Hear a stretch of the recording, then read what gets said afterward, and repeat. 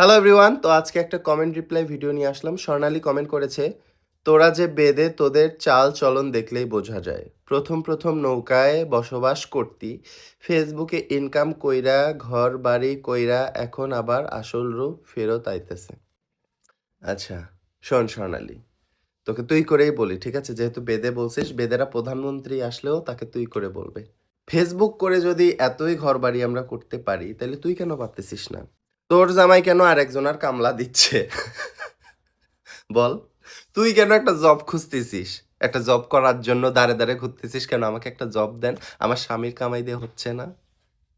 বল।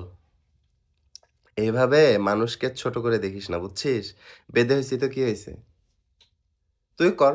তুইও ফেসবুকে ইনকাম কর, তুইও ফেসবুকে ইনকাম করে একটা রাজপ্রাসাদ বানা, আমার চেয়েও বড় কিছু কর। সহ্য হয় না না হিংসা? হিংসা? আয়, তো তো কাজের বুয়ার কাজ দিব আমার বাসায়, আয়। আমার কুকুর আছে, বিড়াল আছে, এদেরকে দেখাশোনার জন্য একটা লোক লাগবে। তোকেই রাখবো, আয়।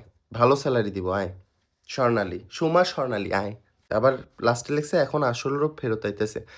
আমি তো নিজেই বলছি আমরা বেদে, আমরা কি হাইড করছি কিছু? আমরা তো সব ভিডিওতেই বলি, হ্যালো এভরিওয়ান, আমরা বেদে, আমরা এখানে আসছি, এখানে আসছি, এখানে খাই, ওখানে খাই।